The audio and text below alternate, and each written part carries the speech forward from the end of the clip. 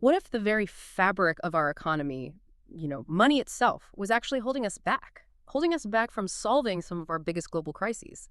Imagine a world where your time, that resource we all have, finite and universal, not your bank balance, determined your actual economic power. Hmm. Sounds pretty radical, right? Absolutely. But it's exactly what we're diving into today. Welcome back to the Deep Dive. This is where we plunge into these complex ideals, try to distill them down into the essential knowledge you need, and basically give you a shortcut to being truly well-informed. Today, we are exploring a really, really audacious concept coming out of Nepal. It's called the Kalkiist Manifesto. And look, this isn't just some minor economic reform proposal. It's a profound philosophical reevaluation of value of work itself and even of our collective societal age. It proposes a complete overhaul, how we live, how we work, how we interact economically, and it aims to tackle some of the most stubborn global issues we face. Yeah, and our sources for this deep dive come directly from this document called Nepal is the Vishwa Guru.pdf, which lays out the Kalkiist Manifesto in, well, quite some detail. So our mission today is really to unpack this extraordinary proposal.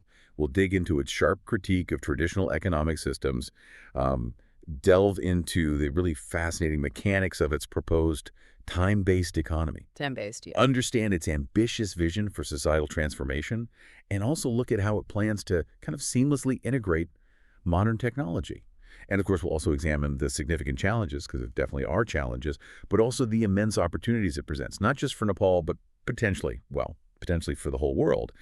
Our goal is to pull out the core insights, the surprising facts, the really thought-provoking implications, and help you quickly and thoroughly grasp this audacious new economic paradigm.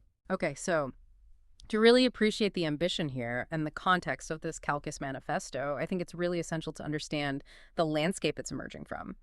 So, Nepal, many of you know it, right? Breathtakingly beautiful, landlocked country nestled high up in the Himalayas.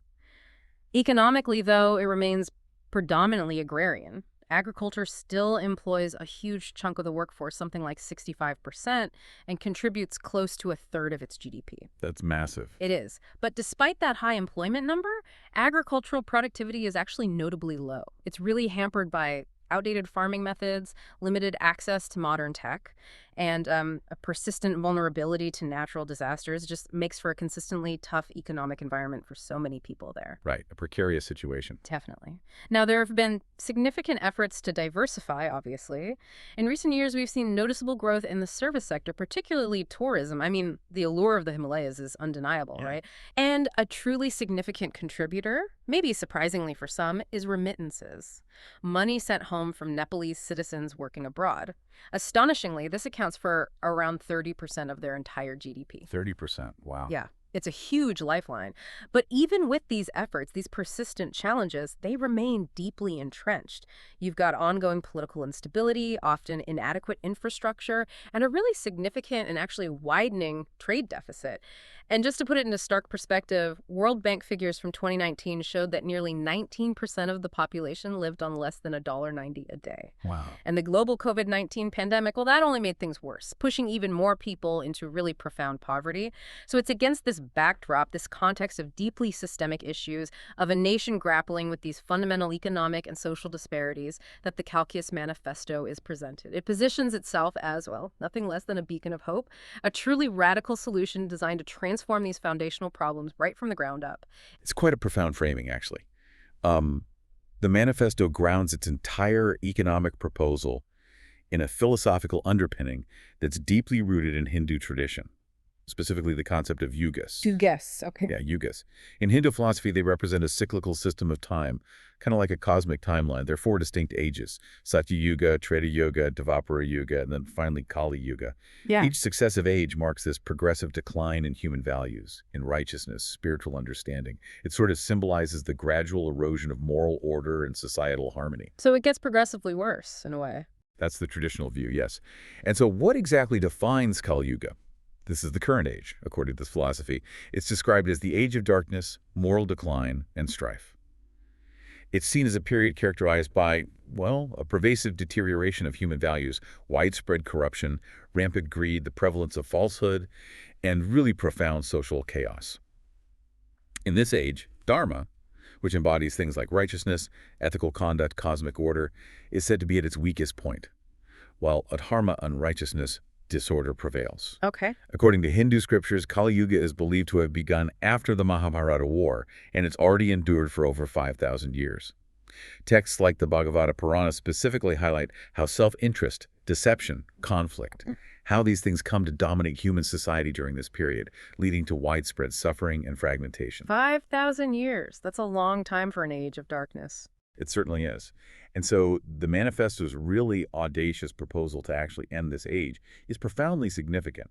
It symbolizes a deliberate, almost total departure from the systems and practices that, from its perspective, are believed to perpetuate inequality, environmental degradation, and this very moral decay it talks about. Yeah. It's framed not just as an economic shift, but as a means to restore balance and fairness on this grand, almost cosmic scale. Which raises a huge question, right? Can an economic system, no matter how revolutionary it claims to be, no matter how meticulously designed, can it truly usher in a new age of enlightenment and harmony? Exactly. Or is it maybe just a tool to mitigate the symptoms of what the Kali Yuga represents, this deeper philosophical and spiritual decline? It's a fascinating tension. It really is. That's a fascinating bridge between ancient philosophy and the very pressing realities of modern economics. And speaking of modern economics, throughout history, humanity has, well, relentlessly tried various approaches to address these very issues, right? Economic and social disparity, the stuff that seems so intrinsic to this idea of the Kali Yuga. The sources for this deep dive introduce what they call the big three: communism, socialism, and capitalism. Each one with its own distinct methodology, its own historical attempts to tackle these persistent problems: inequality, exploitation, societal well-being. Precisely. And it's worth looking at how the manifesto critiques them. Let's start with communism, not just as a theory, but through the lens of its large-scale implementation. The manifesto acknowledges the utopian ideal from Karl Marx and Friedrich Engels, this classless, stateless society, collective ownership of the means of production, aiming to eliminate labor exploitation, ensure equal wealth distribution. All sounds good on paper. Maybe The ideal. the ideal. But when we examine its real-world application, particularly in the Soviet Union, the manifesto highlights these profound systemic flaws. Despite some initial strides in industrialization, centralized planning proved, catastrophically inefficient. It led to endemic misallocation of resources, chronic production mismatches, pervasive shortages of basic goods, things that directly impacted the daily lives of ordinary citizens. Right, the queues, the lack of basic items. Exactly. And there was no market incentive, no competition, which just stifled innovation, leading to economic stagnation. Beyond that, the state's total control over everything resulted in widespread political repression, severe limits on individual freedoms, and undeniable human rights abuses. The Soviet economy ultimately stagnated, didn't it? Culminating in its dissolution in 1991, which the manifesto points to as a clear demonstration of communism's inherent inability to reconcile its ideals with practical human nature and, economic dynamism. Okay, so that's the critique of communism. And while socialism has had its varied attempts, some more successful than others, perhaps the system that undeniably dominates our world today, and the one the Kalkiist Manifesto levels its sharpest critiques against, is, of course, capitalism. Indeed, capitalism, its core ideals: private ownership, free markets, their pursuit of profit. And look, it has unquestionably driven monumental technological advancements, unprecedented economic growth, improved living standards for many. You can't deny that. True. But the manifesto points squarely to its profound and persistent failures. The United States, often held up as the epitome of capitalist success, actually provides stark examples of these inherent flaws, according to the source. The system's relentless focus on profit often exacerbates severe wealth disparities. You see the top 1% holding a disproportionately vast share of wealth, while wages for the majority have, remained stagnant or even declined in real terms. Yeah. This severely limits economic mobility for huge segments of the population. The gap just keeps widening. Precisely. Furthermore, the manifesto contends that this unchecked pursuit of profit under capitalism has led directly to catastrophic environmental degradation. It cites the global warming crisis, pervasive pollution, rapid resource depletion, all as direct consequences of prioritizing short-term gains over long-term ecological sustainability. The reliance on fossil fuels, the resistance often seen to environmental regulations, the externalization of environmental costs, these are presented as inherent design flaws of the system itself. And it doesn't stop there, does it? Social well-being. No. In terms of social well-being, systems heavily reliant on capitalism, like the U.S., often exhibit stark healthcare inequality. Unequal access to medical services leaves millions uninsured or underinsured, leading to devastating personal and societal costs. And of course, the recurring financial crises. Think about the 2008 global meltdown. These are presented not as isolated incidents, but as symptomatic of capitalism's inherent instability. Driven by excessive risk-taking, speculative bubbles, and often insufficient regulation within the financial sector, these are seen as deep systemic vulnerabilities. So if we look at the collective impact of these traditional systems, communism, socialism, capitalism, on the big global challenges, it's quite sobering, as the manifesto argues. Take global warming, for instance. Communism's centralized planning often just disregarded environmental concerns. The Soviet Union's Aral Sea disaster. I mean, vast tracts of land became desert, a stark example of industrialization leading to ecological catastrophe, driven by misguided central directives. Right.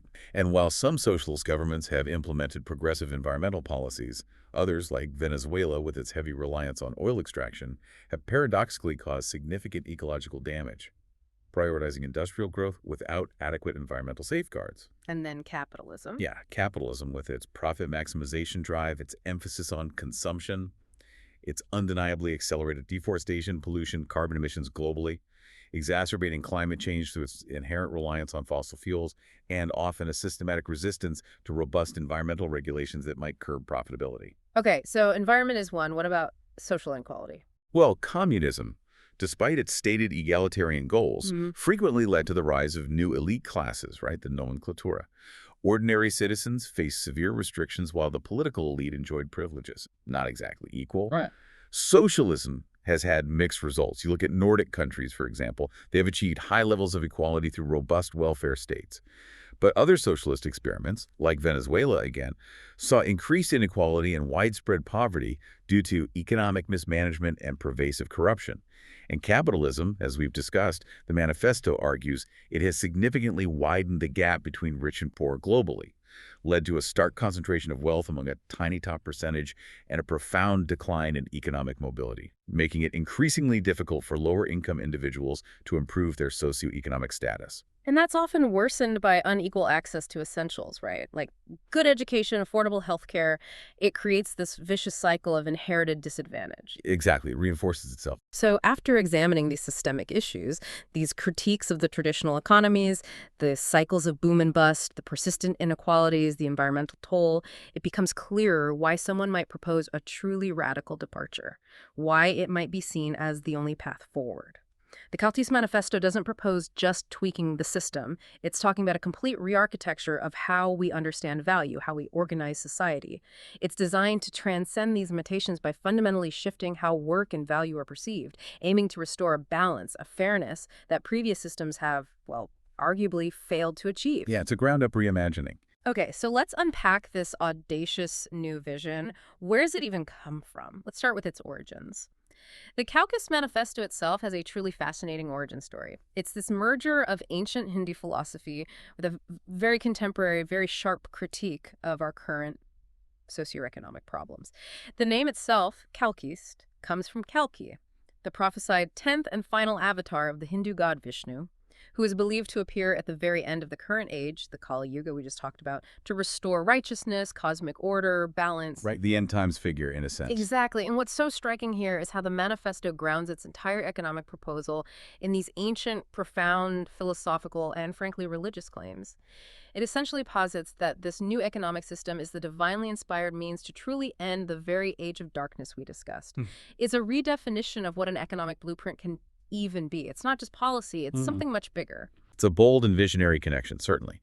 The manifesto's explicit inspiration comes from this critical examination of the pervasive failures of the big three, communism, socialism, capitalism, in adequately addressing these chronic issues like economic inequality, environmental degradation, social injustice. What's particularly interesting, though, is while the Kalkiist Manifesto proposes integrating modern technology, it also kind of echoes historical attempts at alternative economies. Like what? Well, for instance, it connects to earlier utopian socialist ideas, like Robert Owen's vision back in the early 19th century. Owen proposed labor time exchanges, where goods and services were valued and traded based on the amount of labor embedded in them, not a fluctuating monetary price. Ah, okay, so time is the measure. Exactly. The manifesto essentially expands on these historical ideas, but with a crucial integration of modern technology, sophisticated digital management systems, to try and make it scalable, transparent, sustainable in our complex globalized world. And the key thinkers behind this ambitious proposal, they're identified as JSA, who is presented as the author, and he was ably assisted by an economist, Uma Shankar Sa of Kathmandu. But the manifesto makes a truly unique and, well, yeah, a religiously charged claim about its author, JSA. It states unequivocally that he has fulfilled 11 of the 12 prophecies associated with Lord Kalki. 11 out of 12. Yeah. Furthermore, the source explicitly asserts that he is seen as the Messiah to Christians, the Holy Father, Yahweh to Jews, the long-awaited Messiah who will bring peace and prosperity to every corner of earth. It even boldly connects to the Lord's Prayer, stating he is who the Christians have been praying to for 2,000 years, asking him to become king of all earth. Thy kingdom come, thy will be done, on earth as in heaven. Wow. That's quite a claim for an economic manifesto. It is. And in perhaps its most audacious claim, the manifesto declares, this is the first time in 5,000 years anyone has produced a roadmap as to how to end the Kali Yuga. It's an incredibly profound, deeply spiritual framing for what is, at its heart, an economic proposal. Yeah, regardless of one's personal beliefs about those claims, it certainly positions the manifesto as something far more than just another economic theory. It presents it as a kind of divine or prophesied solution to humanity's myriad ills, almost a sacred blueprint. Okay, so stripping away the prophecy for a moment, let's look at the mechanics. How does this Kalkiist time-based economy actually work? All right. At its core, the mechanics are both straightforward in principle, yet absolutely revolutionary in their implications. The fundamental principle is that time itself becomes the sole currency. Every individual's work is valued equally, irrespective of its nature, perceived skill level, market demand. None of that matters in the valuation. It means if you work for 8 hours, you earn 8 hours in your digital account. Simple as that. Simple as that in principle. This isn't just symbolic, it's the fundamental unit of economic value. And this equal valuation of all work is truly critical to the manifesto's vision. It means whether you're performing manual labor on a farm, providing highly specialized professional services like a doctor or a lawyer, or, and this is crucial, engaging in domestic work and caregiving tasks. The unpaid stuff. Exactly. The stuff historically undervalued, underpaid, or entirely unpaid in traditional economies. Every single contribution is valued equally in terms of time. The hours you spend cooking, cleaning, caring for children, providing elder care, they are compensated with time credits precisely like any other formally recognized job. That's radical. It is. This radical shift ensures that every contribution to society, visible or invisible, is recognized, valued, and directly translates into economic power for the individual performing it. And what about jobs with automation, AI? We all worry about that. How does the system handle potential job losses? That's a key part. To address those growing anxieties we all have about automation and AI in the workforce, this system comes with a universal basic employment guarantee. A guarantee. Yes. The system absolutely guarantees that everyone has a job, ensuring all individuals can earn time credits and actively participate in the economy. This is presented as a direct, preemptive answer to fears of technological unemployment. It aims to ensure that even as technology advances and automates more tasks, there's always a recognized productive role for human labor, providing that fundamental economic security for every citizen. Okay, so time is currency, all work is equal, everyone has a job. How is all this managed? Sounds complex. It relies entirely on digital transactions. A secure, transparent digital platform is envisioned to manage, track, and verify all these time credits. The goal is unparalleled transparency and efficiency across the entire economy. The source even explicitly suggests the potential for using blockchain technology to underpin this system. Ah, blockchain. Makes sense for security and transparency, right? Exactly. It would provide that high level of cryptographic security, immutability, the distributed ledger integrity for all transactions, making them virtually tamper-proof and fully auditable by anyone in the system. So it's not just a digital wallet, it's essentially a complete digital backbone for the entire economy. Could it do more? Like manage smart contracts for distributing time automatically? Absolutely. Blockchain provides exactly the kind of cryptographic security and distributed ledger capabilities ideal for this economic architecture. You could imagine smart contracts automatically distributing time credits for work completed upon verification. Or think about instantly adjusting prices based on real-time average production times across an entire supply chain. This decentralized, immutable record would be crucial for establishing and maintaining trust, preventing fraud, ensuring transparency at a scale that, frankly, traditional centralized banking systems just can't match. Right. It fundamentally transforms the currency. It's not a physical note or just a number in a bank balance. It becomes a verifiable, secure, transparent unit of human effort. Okay, so the tech is key. What about the government's role? It sounds like it would have to be pretty central. Oh, absolutely central and crucial, stepping far beyond what we see in many current systems. First, there's the digital currency management itself. The government is directly responsible for designing, maintaining, continuously upgrading that secure digital platform that records and manages all the time credits.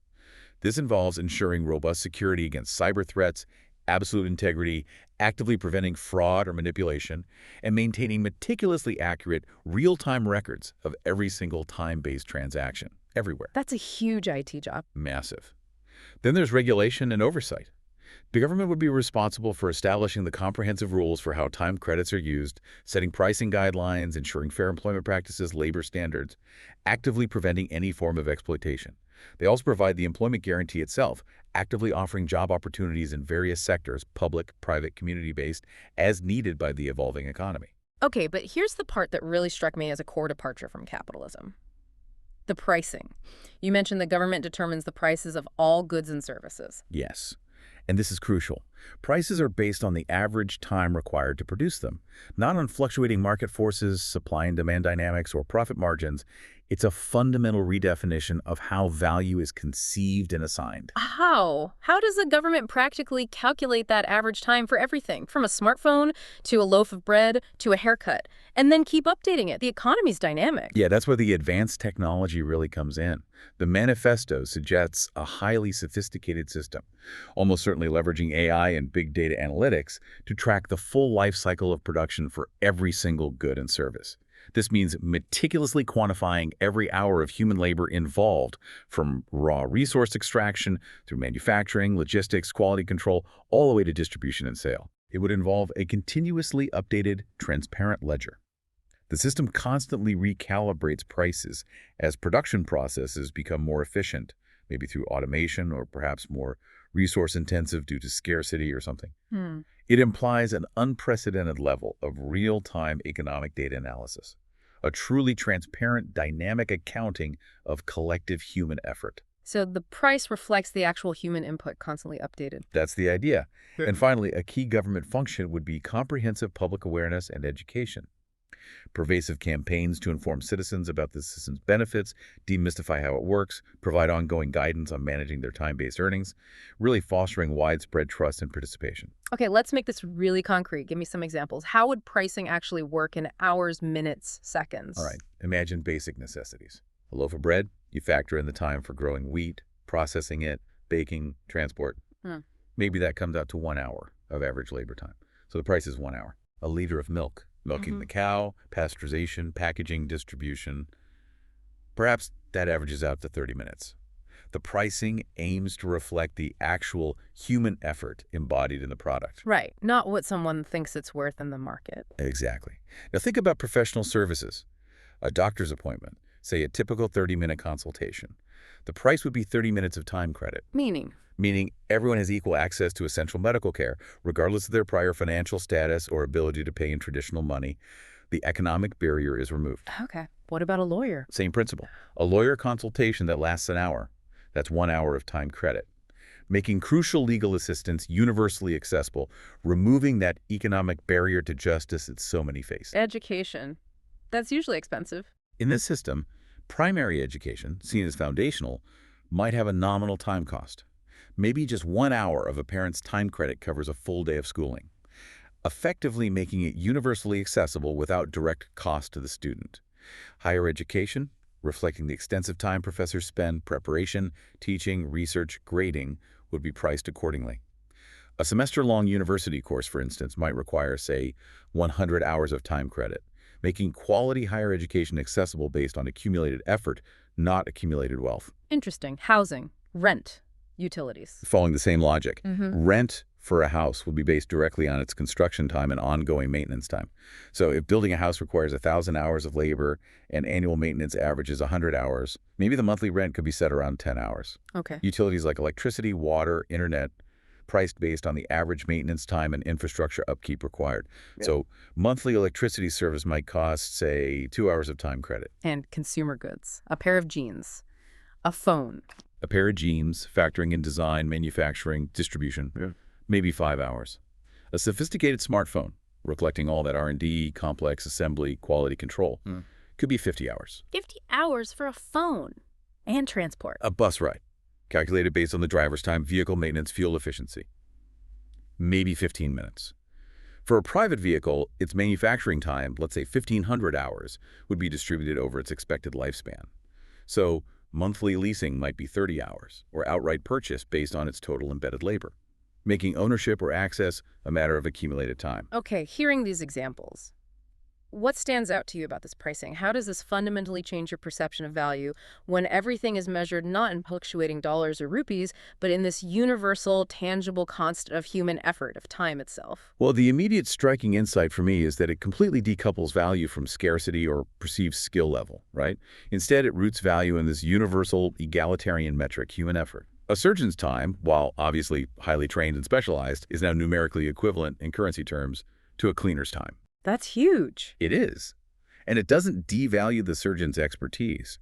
Rather, it radically revalues the cleaner, the caregiver, the farmer, everyone in between. It fundamentally democratizes the very concept of economic worth, shifting away from perceived market value to an inherent labor value. So it removes the incentive for speculation, for artificial scarcity, for just accumulating profit. That seems to be the goal, focusing instead on the direct utility and the actual human effort involved in creating a good or service.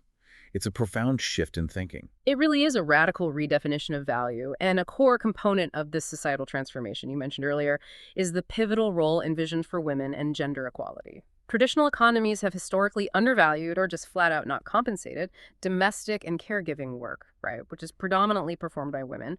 The Kalkiist economy aims to directly rectify this imbalance, a potential seismic shift in economic and social dynamics. Yeah, the core here is directly compensating that domestic work. Cooking, cleaning, childcare, elder care. Paying for it with time credits based on the actual hours spent on these tasks. And this isn't just symbolic. It's a fundamental recognition that this labor has tangible economic value. It provides real financial independence and security for women, enabling them to contribute to and benefit from the economy equally with men, challenging centuries of economic subjugation. So it's not just about getting paid for chores, is it? It sounds like a fundamental reevaluation of gender roles and economic agency within the household, within the community. Precisely. The social and economic impact of this equal valuation of all work is expected to be multifaceted. Socially, it's designed to significantly reduce gender stereotypes by challenging traditional roles, promoting caregiving and household tasks as equally valuable contributions to society. This can lead to a profound improvement in the social status of those performing domestic work, elevating their dignity, their respect within families and communities. Right. It also actively encourages enhanced family dynamics, fostering shared responsibilities, mutual respect, leading to stronger, more equitable relationships within the household. And economically. Well, the direct incentives for domestic work are expected to substantially increase overall workforce participation, effectively expanding the entire labor pool. Yeah. By providing direct financial security for domestic workers, it directly contributes to poverty reduction, especially for vulnerable households. More equitable income distribution across society stimulates broader consumer spending and demand, leading to more inclusive economic growth. And ultimately, this financial security and recognition contribute to improved well-being for women, higher self-esteem, better mental and physical health outcomes, greater overall life satisfaction. The manifesto actually provides some compelling, though hypothetical, anecdotes about how this could play out in daily life for Nepalese citizens. Like, take Sita's journey to economic independence. She's described as a 35-year-old rural mother of two, previously totally reliant on her husband's income, despite spending her days managing children, doing household chores, tending a small vegetable garden. All unpaid work. Exactly.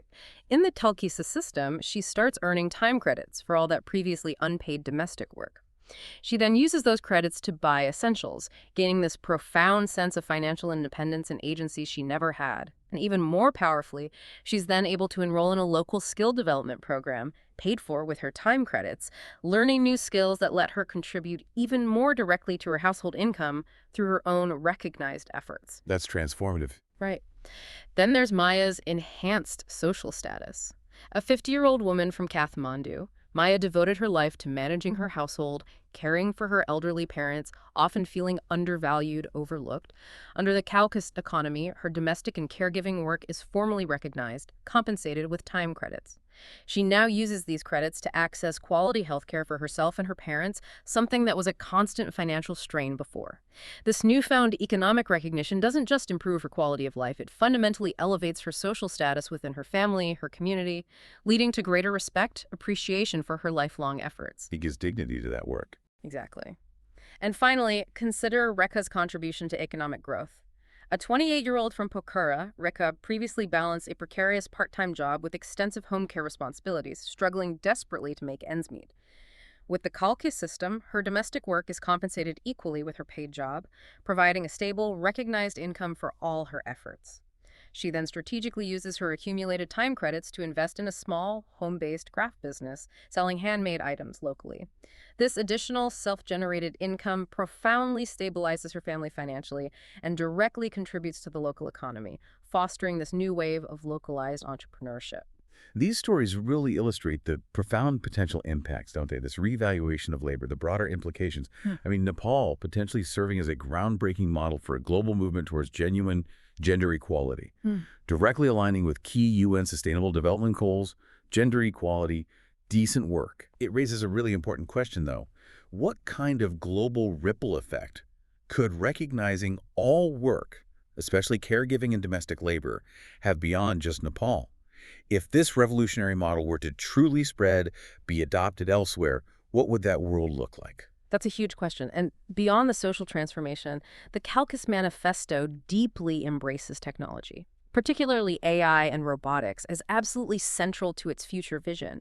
It sees these technologies not as a threat that displaces human workers, which is the common fear, right?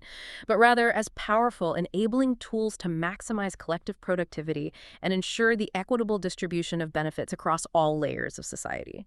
It's a fascinating inversion of the usual narrative.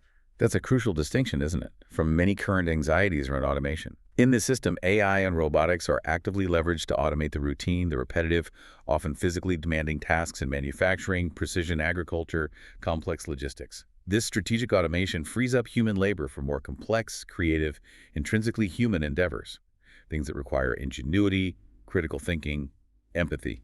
AI algorithms are also deployed to analyze vast amounts of data, providing enhanced data-driven decision-making insights from efficient resource allocation and public administration to personalized healthcare diagnostics. And it goes even further into personalized services too, right? Like AI-driven systems offering highly tailored healthcare diagnostics or customized educational experiences, adapting to individual needs and learning styles, optimizing outcomes. Exactly. And from an environmental perspective, robotics and AI contribute significantly to sustainable practices, optimizing resource use, minimizing waste, intelligently monitoring environmental conditions.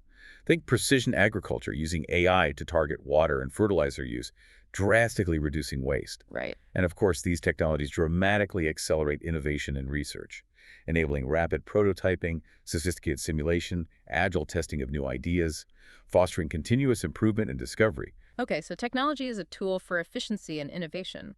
But let's circle back to that major point.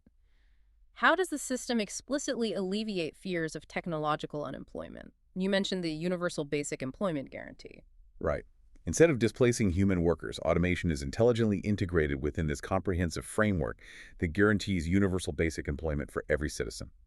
This ensures every individual has a recognized, productive role in the economy, regardless of how far technology advances. It fundamentally aims to eliminate the fear of job loss due to automation, providing that bedrock of economic security for everyone. And it also revalues work itself. Yes, the Kalkiist system profoundly revalues work.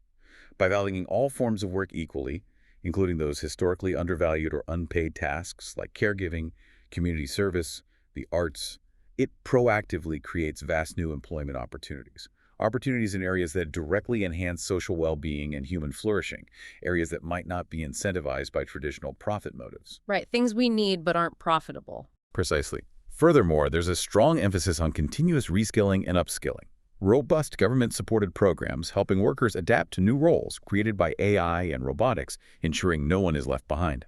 This naturally fosters significant job creation in emerging fields, AI research, robotics engineering, data ethics, alongside a renewed focus on inherently human-centric roles. Jobs requiring empathy, creativity, critical thinking, social interaction, qualities machines can't replicate.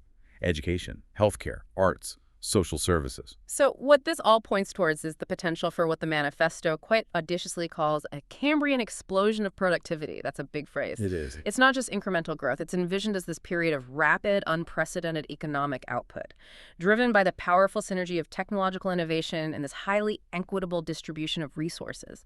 It's almost a biological metaphor for an economic phenomenon. And this explosion is anticipated to stem from several key factors, according to the source. First, profound technological synergy. The combined self-reinforcing capabilities of AI, robotics, biotech, other advanced tech, leading to exponential increases in productivity across all sectors, allowing humans to focus on higher value, more creative activities. Okay. Second, a dynamic innovation ecosystem is explicitly fostered. By removing the pressures of pure profit and providing economic security, the system encourages open collaboration. Researchers, entrepreneurs, policymakers, ensuring technological advancements are shared and equitably accessible, not hoarded for competitive advantage. So less competition, more collaboration driving innovation. That's the idea. Third, there's an unleashing of enhanced human potential. By alleviating fears of unemployment, guaranteeing economic security, individuals are empowered to pursue true passions, creative endeavors, entrepreneurial ventures, without that constant stress of survival. This is expected to unleash an unprecedented wave of human innovation and societal contribution. Freedom to create. Fourth, a commitment to sustainable growth. Tech advancements are explicitly harnessed to promote eco-friendly practices, optimizing resource use, minimizing waste, balancing economic prosperity with environmental sustainability. And finally, global collaboration. The system inherently encourages international knowledge sharing, collaborative development, accelerating innovation worldwide rather than fostering cutthroat technological competition. Can you give some practical examples of these productivity gains? Where might we see them? Sure. In advanced manufacturing, think automation via robotics, leading to vastly faster production cycles, higher precision, reduced costs, freeing up human oversight for complex problem solving. AI-driven supply chain management, optimizing efficiency, minimizing waste and delays. In healthcare, AI-powered diagnostic tools analyzing medical images with superhuman accuracy, robotic-assisted surgeries, improving patient outcomes, reducing recovery times. Personalized medicine, driven by AI analysis of genetic data, enabling tailored treatments far more effective than general approaches. Agriculture. Precision farming using AI to analyze soil, weather, crop health in real time. Optimizing water and fertilizer, resulting in significantly higher yields, more sustainable practices. Education. Adaptive learning platforms using AI to tailor content and pacing to individual student needs, dramatically improving outcomes and engagement. Virtual classrooms providing equitable access to world-class education, regardless of location. Okay. And energy. Smart grids, AI-driven energy management systems optimizing generation, distribution, consumption, integrating renewables far more efficiently, significantly reducing reliance on fossil fuels. So if we connect this to the bigger picture, this system explicitly integrates technology as a tool for widespread human flourishing and equity, not as a threat to human labor or a vehicle for concentrated wealth, which is, as you said, a truly fascinating inversion of the common anxieties and economic narratives we hear so often today. It's an incredibly ambitious vision, isn't it? Positioning Nepal not just as a reformer, but as Vishwa Guru, a world teacher. The idea is that Nepal's bold visionary step of adopting this Kalkiist system would set a precedent for a more sustainable, equitable, and ultimately harmonious economic model for the entire planet. That's right. This positions Nepal as a potential global leader in several profound ways. Firstly, offering this innovative economic model a radical departure from profit-driven capitalism and inefficient state-controlled socialism by fundamentally prioritizing human well-being, social equity, environmental sustainability.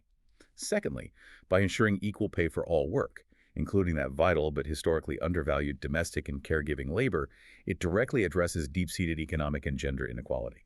positioning Nepal as a pioneer in upholding universal human rights and advancing social equity globally. Thirdly, its strong emphasis on environmental sustainability, embedded directly into its economic calculations and tech integration, demonstrates a clear commitment to balancing economic growth with ecological preservation, setting a powerful example for other countries grappling with climate change and resource depletion.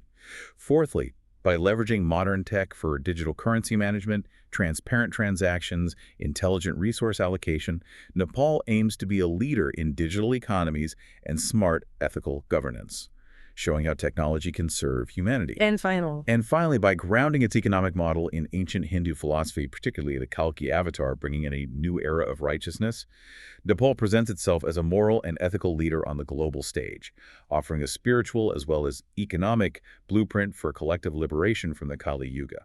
So the manifesto suggests this could have a significant, maybe even transformative influence on other countries, on global economic trends. Yes, it could serve as an unprecedented inspiration for comprehensive economic reform, offering a concrete blueprint for nations struggling with rampant inequality to explore similar, equitable, sustainable models. By valuing all work equally, empowering women economically, it could genuinely promote gender equality globally, encouraging other countries to adopt similar policies and truly empower half their population. Right. Its explicit focus on sustainability could drive a global movement for environmental stewardship, profoundly shifting economic policies worldwide towards conservation and ecological balance. And Nepal's pioneering integration of sophisticated digital tech might inspire a wave of digital transformation and smart governance initiatives worldwide. So what does this all mean for the world stage? How far does this vision of universal prosperity really extend? Where does it aim? Ultimately, the vision is one of universal prosperity, aiming for fundamental economic security, genuine equal opportunity, sustainable development, deep social cohesion for all inhabitants of Earth. This system promises to dramatically reduce global inequality, contribute to lasting peace and stability by directly addressing the root causes of poverty, and significantly accelerate progress towards global goals like the UN SDGs on poverty, gender equality, climate action. It envisions a global shift away from purely profit-driven models towards deeply human-centric economies, fostering unprecedented international collaboration and shared best practices worldwide. The underlying idea seems to be, if one nation demonstrates its viability, others will follow, recognizing the profound benefits for their own citizens and, well, for the planet. Okay, this all sounds incredibly idealistic, which naturally leads us to the significant challenges and criticisms such a radical proposal would inevitably face, because it would face them. Oh, undoubtedly. One of the biggest potential obstacles in implementation has to be the sheer logistical and administrative complexity, right? Right. We're talking about developing and maintaining a robust, secure, resilient digital infrastructure for this time-based currency. That requires massive upfront investment in cutting-edge tech, top-tier cybersecurity protocols to prevent any attack or fraud, ongoing support for continuous upgrades. And then there's the incredibly intricate regulatory framework needed to govern everything from precisely pricing millions of goods in time units to preventing abuse, ensuring privacy, plus managing all that real-time data tracking, every time credit earned, every hour worked, every transaction for potentially billions of citizens while ensuring accuracy, privacy, security. It's a monumental, unprecedented task. And beyond the purely technical, there's the enormous cultural and social resistance to consider. Absolutely critical. Overcoming deeply ingrained beliefs about money, the nature of labor, the concept of value itself, beliefs hardwired into human societies for millennia. That's an incredibly challenging endeavor. And you'd undoubtedly face ferocious resistance from established interests. Powerful corporations, multinational financial institutions, wealthy individuals who benefit immensely from the current economic system. Their influence lobbying, media control, political pressure could significantly hinder or even sabotage the adoption of the Kalkiist model. And just gaining widespread public acceptance and trust in a new time-based currency, which fundamentally alters every aspect of daily life from earning to spending. That requires nothing short of a massive cultural paradigm shift. People are naturally skeptical of such radical changes to their fundamental economic realities. And then there are the significant economic and financial challenges that must be addressed, the transition period itself, moving from a traditional monetary economy to a fully time-based one. That would inevitably involve immense adjustment, potential economic instability, uncertainty for businesses, for individuals. Right. Fairly allocating resources, managing the distribution of time credits efficiently to ensure equal access to goods and services, while simultaneously maintaining economic stability. That requires meticulous planning, agile execution, and perhaps most dauntingly, integrating this entirely novel system with the existing global economy. That presents a huge hurdle. International trade, investment, financial systems, they're all inextricably based on monetary transactions. Adapting them to a time-based economy would require unprecedented international cooperation, complex new trade agreements, intricate negotiations to establish equivalencies, and trust in this new form of value exchange. How would a time-based economy trade with a monetary one? Would there be a time exchange rate? What about foreign investment, national debt? These are massive questions. Huge fundamental questions. So, given these formidable challenges, how do the proponents of the Kalkiist Manifesto address these criticisms from skeptics? When skeptics argue vociferously about the technological feasibility, it's too complex, prohibitively costly to build this digital infrastructure. What's the response? The manifesto responds by asserting that advancements, particularly in blockchain technology and cybersecurity, have actually made it far more feasible than ever before. They suggest that extensive collaboration with leading tech experts from both public and private sectors would be crucial to build a secure, efficient, user-friendly system, leveraging the best of global innovation. Okay, so the tech is ready, or getting ready. What about concerns about economic stability, market disruption during the transition? The response there is a carefully designed, phased implementation approach. They suggest starting with localized pilot programs, a gradual introduction of the time-based system, perhaps running it alongside the existing monetary system for a period. Testing the waters. Exactly. Allowing for continuous adjustments, real-world testing, minimizing disruptions, gaining valuable insights from testing in select regions or sectors before any broader rollout. This incremental approach aims to build confidence and refine the system iteratively. What about the philosophical objections? Does time really reflect value accurately across all diverse forms of human endeavor? Could it lead to inefficiencies, a lack of nuance? The manifesto emphasizes that valuing all forms of work equally profoundly promotes social justice and fundamental equality. They acknowledge it might challenge traditional perceptions of skill or market value, but they believe it creates a far fairer, more equitable economy. They also insist that continuous evaluation and dynamic adjustment of pricing mechanisms would be inherent to the system, allowing for necessary recalibrations to address any emergent inefficiencies or unforeseen imbalances. It's not meant to be static. Okay. And human motivation. That persistent concern that a time-based economy might fundamentally undermine entrepreneurial spirit, the drive for excellence, without traditional financial incentives. What's the counterargument? The response from the manifesto is nuanced. It posits that the Kalkiist system fosters a different kind of innovation by providing inherent economic security for all. By eliminating that constant fear of unemployment and basic survival, individuals are free to pursue true passions, creative endeavors, entrepreneurial ventures, driven by intrinsic motivations, community contribution, the pursuit of excellence, rather than solely by profit. So security breeds creativity. That's the argument. Furthermore, it argues that non-monetary rewards, social recognition, community prestige, opportunities for skill development, the pursuit of personally meaningful work can be even more powerful motivators for creativity and productivity than purely financial incentives. And finally, what about that immense social resistance, the deep-seated concern that people just won't accept such a monumental change, or that absolute fairness can't truly be ensured in practice? The manifesto stresses the paramount importance of comprehensive public awareness campaigns, extensive educational programs, designed to thoroughly explain the system's benefits, demystify its operations, build widespread trust and acceptance across all segments of society. They strongly advocate for transparent regulatory frameworks, regular and independent audits of the system's performance, and robust grievance mechanisms to maintain fairness and trust, ensuring that any issues of perceived exploitation or unfair distribution can be identified and proactively addressed through clear channels. So transparency and education are key to buy-in. Absolutely. Yeah. So the strategies for overcoming these monumental challenges really boil down to careful, iterative planning, robust technological infrastructure, and sustained public engagement. Phased implementation, starting with pilot programs, allows for testing and refinement before a gradual, broad transition.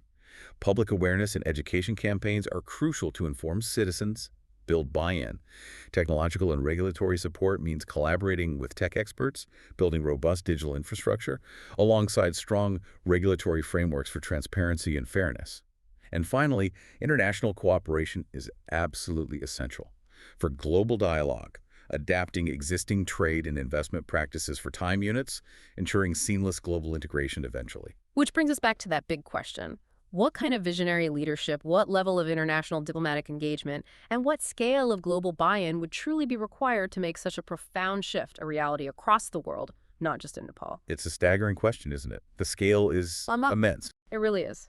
Okay, we explored the Kalkiist Manifesto, a truly visionary, deeply philosophical proposal emerging from Nepal that dares to propose a world where time, not money, is the ultimate currency.